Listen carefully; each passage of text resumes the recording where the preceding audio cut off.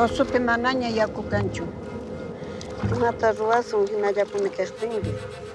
Aris.